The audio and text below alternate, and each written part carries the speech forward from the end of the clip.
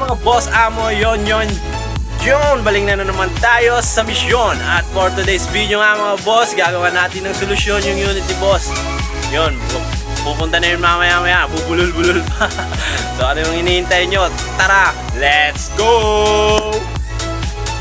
At dito nga mga boss, nag-edit na tayo ng design para sa unit ni boss. At yun, ang napili ni boss ay King James, pero Lakers yung team. Yun, edit na yan ni Insan. Dito nga mga boss, inedit na natin yan. Sinigurado natin na malinaw yung kalalabasan sa printer pag na-print na. Ayun, abangan natin yan mga boss, mamaya ipiprint na natin yan. Let's go! At dito nga mga boss, nagprint na tayo sa printer. At goods na goods naman yung kinalabasan. Mas malinaw pa sa love life mo. De, joke lang mga boss, yun. Pagkatapos nyan, papatuyuin natin yan. At yun, diretso na siya sa laminator natin para i-laminate. Para mas glossy tingnan at mas pogi pag kinabit na sa unit ni sir. Kaya, yun, let's go mga boss!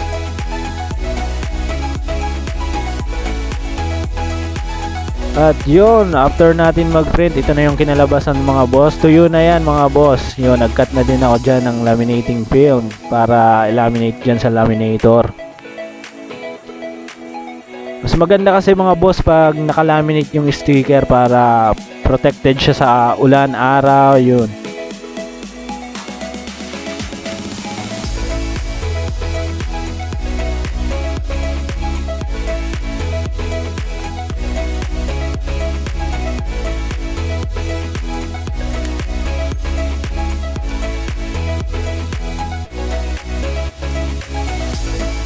At pagkatapos nga natin mag-laminate, ito na yung resulta mga boss. Tingnan nyo naman, glossy na glossy, parang may top coat kumbaga sa pintura. And this time nga mga boss, di ko na pinakita yung pagpunas ko dyan. Nirekta ko na agad para makabit na natin yung sticker sa unit ni boss. Excited na kasi ako dyan mga boss. At blinower na nga ni Insan dyan. Yun, minekis-mekis niya na yan, hinimas-himas para goods na goods yung kapit ng ating sticker mga boss. Yon.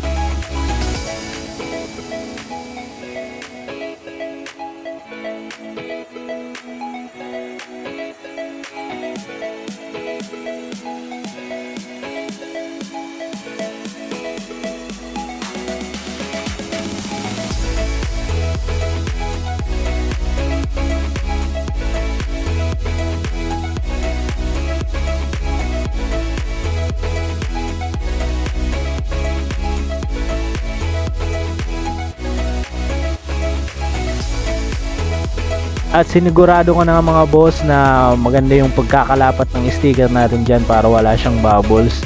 Kita nyo naman, no? Hinimas-himas na natin yan. Yun.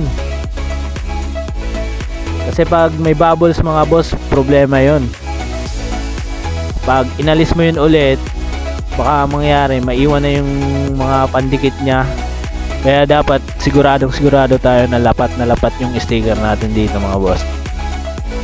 Yon, pandagdag pa rin yung dapat binublower yung sticker para mas kumapit at malapat dun sa area na pagkakabitan. And this time nga mga boss, nagkakat na tayo dyan sa mga gilid-gilid para maalis na yung mga excess na sticker. Yung nakikita ko na yung result na mga boss. Excited na ako.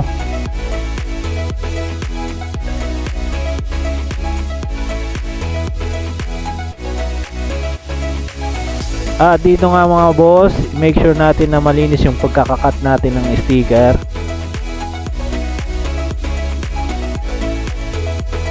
Double check natin yan, baka may sobra o may mga bubbles. Yun, hanapin natin yan baka tapos mag-cut. Tapos i-blower ulit para ayos na ayos yung lapat ng sticker natin.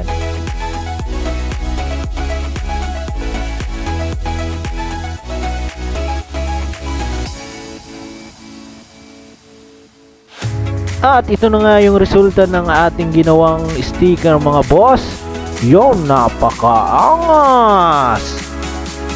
I-b-roll mo na yan!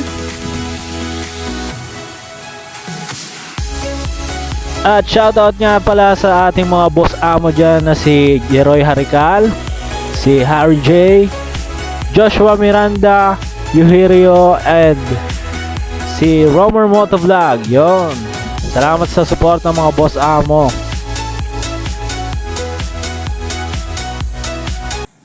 Yung mga boss amo, natapos ng project natin for today. Sana nagustuhan yung video. At sa mga nagtatanong na boss natin dyan, dito po yung location namin sa tapat lang ng simbahan sa bay Quezon Street, Barangay Luna, Candol, Gubat, Sorsogon. Dito po yan.